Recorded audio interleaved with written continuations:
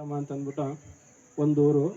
ಆ ಊರಲ್ಲಿ ಒಂದೂರು ಆ ಊರಲ್ಲಿ ಒಂದೂರು ಆ ಊರಲ್ಲಿ ಅಪ್ಪ ಮುಂದಕ್ಕೆ ಕೇಳಪ್ಪ ಅಂತಂತೆ. ಅಂಥ ಸಂದರ್ಭದಲ್ಲಿ ಒಂದು ಹೇಳಿದ ಕಥೆಗಳಲ್ಲಿ ಒಂದು ಹೇಳ್ತೀನಿ. ತುಂಬ ವರ್ಷಗಳ ಹಿಂದೆ ಈ ಗುಂಡ್ಲುಪೇಟೆನಲ್ಲಿ ಒಬ್ಬ ಅಜ್ಜಿ ಇದ್ಲು. ಆ ಅಜ್ಜಿ ತನ್ನ ಮಗಳನ್ನ ಬಂಡೀಪುರಕ್ಕೆ ಮದುವೆ ಮಾಡಿಕೊಟ್ಟಿದ್ಲು.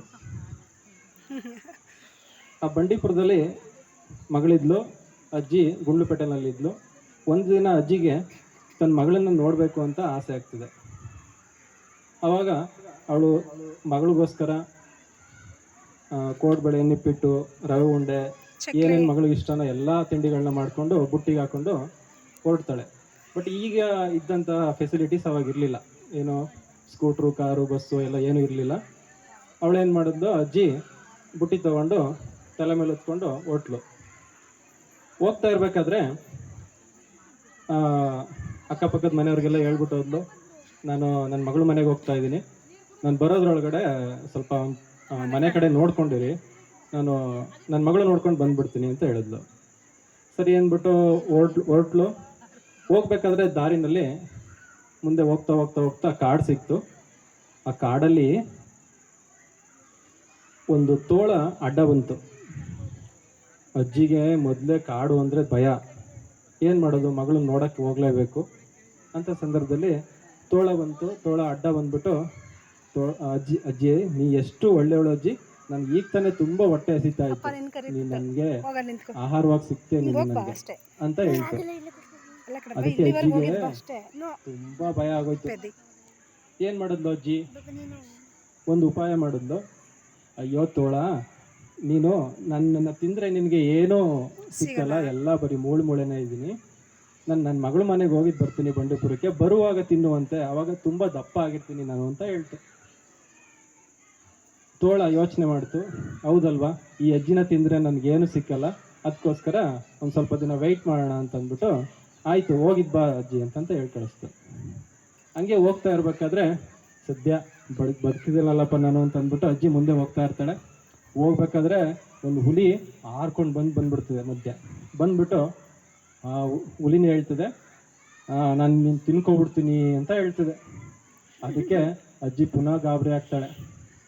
ಅಜ್ಜಿ ಸೇಮ್ ಡೈಲಾಗ್ನ ಹುಲಿಗೆ ಹೇಳ್ತಾಳೆ, ನಾನು ತುಂಬ ಸಣ್ಣ ಇದ್ದೀನಿ, ನೀನು ತಿಂದರೆ ಏನೂ ಸಿಗಲ್ಲ, ಅದಕ್ಕೆ ನೀನೇನು ಮಾಡು, ನಾನು ನನ್ನ ಮಗಳ ಮನೆಗೆ ಹೋಗಿದ್ದು ಬರ್ತೀನಿ, ಅಲ್ಲಿ ತನಕ ಕಾಯಿ, ನಾನು ಬರುವಾಗ ಖಂಡಿತವಾಗ್ಲೂ ನಿನಗೆ ಸಿಗ್ತೀನಿ, ನನ್ನ ತಿನ್ಕೊಬಿಡುವಂತೆ ಅಂತ ಹೇಳ್ತು. ಅದು ಯೋಚನೆ ಮಾಡ್ತು. ಆಮೇಲೆ ಗರ್ಜಿಸಿ ಹೇಳ್ತು, ಏಯ್ ಅಜ್ಜಿ, ನೀನು ಸುಳ್ಳು ಹೇಳ್ತಿಲ್ಲ ತಾನೇ ಅಂತ. ಅಜ್ಜಿ ಹೇಳಿದ್ರು, ಇಲ್ಲ, ನಾನು ಯಾಕಪ್ಪ ನಿನಗೆ ಸುಳ್ಳು ಹೇಳಿ, ನಿನ್ನ ಕಣ್ ತಪ್ಪಿಸಿ ನಾನು ಎಲ್ಲರೂ ಹೋಗೋಕ್ಕಾಗತ್ತಾ, ನಿನ್ನ ಕಣ್ಣು ಮೇಲೆ ಆಣೆ ಅಂತ ಹೇಳಿದ್ಲು. ಆಯಿತು ಅಂತ ಅಂದ್ಬಿಟ್ಟು ಅಜ್ಜಿ ಹೊರಟ್ಲು. ಅಜ್ಜಿ ಹೋದ್ಲು ಮನೆಗೆ, ಮಗಳ ಮನೆಗೆ ಹೋದ್ಲು, ಬಂಡೀಪುರಕ್ಕೆ ಹೋದ್ಮೇಲೆ ಸ್ವಲ್ಪ ಅಳ್ತಾ ಹೋದ್ಲು. ಮಗಳು ಗಮನಿಸ್ಬಿಟ್ಟು ಹೇಳ್ತಾಳೆ, ಯಾಕಮ್ಮ ನೀನು ಇಷ್ಟೊಂದು ಬೇಜಾರ್ಲಿದೆಯಾ, ಯಾಕೆ ಅಳ್ತಾ ಇದೆಯಾ ಅಂತ ಕೇಳಿದಾಗ ಅಜ್ಜಿ ಹೇಳಿದ್ಲು, ಇಲ್ಲಿ ನಡೆದ ಘಟನೆ ಎಲ್ಲ ಹೇಳಿದ್ಲು. ಅಯ್ಯೋ ಅಷ್ಟೇನಾ, ಆಯಿತು, ನಾನು ಏನಾದ್ರು ಒಂದು ಉಪಾಯ ಮಾಡ್ತೀನಿ, ನೀನು ಒಂದು ತಿಂಗಳು ಇಲ್ಲಿ ಇರ್ತೀಯಲ್ಲ ಅಂತ ಅಂದ್ಬಿಟ್ಟು ಇದು ಮಾಡಿದ್ಲು. ಇತ್ಲಿಗೆ ಹೋಗ್ಬಿಟ್ಟು ಏನು ಮಾಡಿದ್ಲು, ಒಂದು ಕುಂಬಳಕಾಯಿ ಗಿಡನ ನೆಟ್ಲು. ಆ ಕುಂಬಳಕಾಯಿ ಒಂದು ತಿಂಗಳಾಗೋದ್ರೊಳಗಡೆ ತುಂಬ ದಪ್ಪ ಕುಂಬಳಕಾಯಿ ಆಯಿತು. ಅಜ್ಜಿ ವಾಪಸ್ ಹೊರಡೋ ದಿನ ಬಂತು. ಅವಾಗ ಏನು ಮಾಡಿದ್ಲು, ಆ ಹಿತ್ತಲಲ್ಲಿ ಬೆಳೆದಿದ್ದಂಥ ಕುಂಬಳಕಾಯಿನ ತೊಗೊಂಡು ಬಂದು ಅದಕ್ಕೆ ಒಂದು ಬಾಗಿಲು, ಎರಡು ಕಿಟಕಿಗಳನ್ನ ಮಾಡಿ ಆ ಒಳಗಡೆ ಇರ್ತಕ್ಕಂಥದ್ನೆಲ್ಲ ತೆಗೆದ್ಬಿಟ್ಟು ಅಜ್ಜಿನ ಒಳಗಡೆ ಕೂರಿಸಿದ್ಲು. ಅಜ್ಜಿ ಕೈಗೆ ಒಂದು ಡಬ್ಬ ಖಾರದ ಪುಡಿನ ಕೊಟ್ಲು. ಆ ಅಜ್ಜಿಗೆ ಗೊತ್ತಾಯ್ತು ಏನಕ್ಕೆ ಅಂತ ಅಂದ್ಬಿಟ್ಟು ಅಜ್ಜಿಗೆ ಹೇಳಿದ್ಲು, ಮಗಳು ಹೇಳಿದ್ಲು, ನೋಡಮ್ಮ, ನೀನು ಇದು ಉರುಳು ಕುಂಬಳಕಾಯಿ ಅಂತಂದರೆ ಉಳ್ಕೊಂಡು ಹೋಗ್ತಾ ಇರ್ತದೆ, ನಿಂತ್ಕೊ ಅಂದರೆ ನಿಂತ್ಕೋತದೆ ಅಂತ. ಆಯ್ತಮ್ಮ ಅಂತ ಹೇಳ್ತು. ಅಜ್ಜಿ ಏನು ಮಾಡಿದ್ಲು, ಒಳಗಡೆ ಕೂತ್ಕೊಂಡು ಖಾರದ ಪುಡಿ ಡಬ್ಬ ಇಟ್ಕೊಂಡ್ಲು. ಬಂಡೀಪುರದಿಂದ ಸ್ಟಾರ್ಟ್ ಮಾಡಿದ್ಲು, ಉರುಳು ಕುಂಬಳಕಾಯಿ ಅಂತ. ಕುಂಬಳಕಾಯಿ ಉಳ್ಕೊಂಡು ಬರ್ತಾ ಇತ್ತು. ಬಂಡೀಪುರದಿಂದ ಒಂದು ಸ್ವಲ್ಪ ದೂರ ಬಂದು ಫಸ್ಟ್ ಯಾವ್ದು ಸಿಗುತ್ತೆ, ಹುಲಿ ಸಿಗುತ್ತೆ. ಹುಲಿ ಯಾವುದೋ ಕುಂಬಳಕಾಯಿ ಉಳ್ಕೊಂಡು ಬರ್ತಾ ಇದೆಯಲ್ಲ ಅಂತ ಅಂದ್ಕೊಂಡು ಅದನ್ನ, ಏಯ್ ಕುಂಬಳಕಾಯಿ ನಿಂತ್ಕೋ ಅಂತ ಹೇಳ್ತಿದ್ದೆ. ಅದಕ್ಕೆ ಕುಂಬಳಕಾಯಿ ನಿಂತ್ಕೊಂಡ್ಬಿಡ್ತದೆ. ಅಜ್ಜಿ ಒಳಗಡೆ ಕೂತಿರ್ತಾಳೆ, ತುಂಬಾ ಭಯ ಅವಳಿಗೆ, ಅಯ್ಯಯ್ಯೋ ಸಿಕ್ಕಾಕೊಬಿಟ್ನಲ್ಲಪ್ಪ ಅಂತ.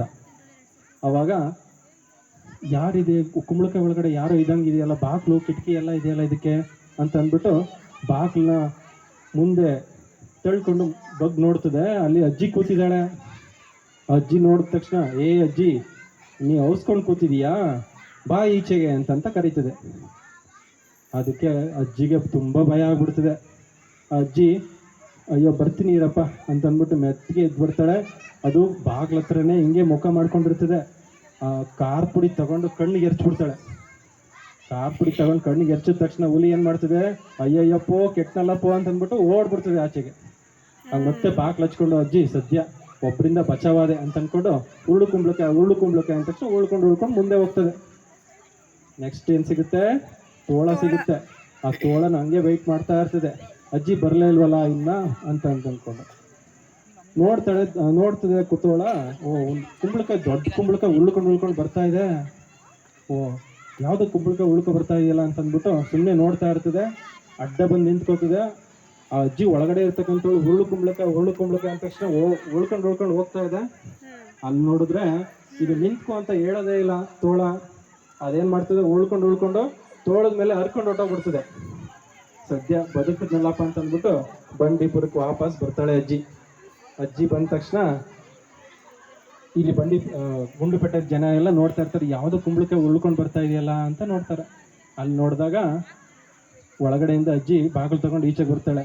ಏನ್ ನಡೀತು ಎಲ್ಲನೂ ಹೇಳ್ತಾಳೆ. ಅವತ್ತಿನಿಂದ ಇವತ್ತಿನವರೆಗೂ ಈ ಪ್ರಾಣಿಗಳು ಮನುಷ್ಯನ ನಂಬಲ್ಲ, ಎಕ್ಸ್ಕ್ಯೂಸೇ ಕೊಡಲ್ಲ. ಏನ್ ಮಾಡ್ತವೆ, ಬಂದು ನಮ್ಮ ಮೇಲೆ ಹಾರ್ಕೊಂಡು ಅಟ್ಯಾಕ್ ಮಾಡಿ ನಮ್ಮನ್ನೇ ತಿಂದಾಕ್ಬಿಡ್ತವೆ. Thank you.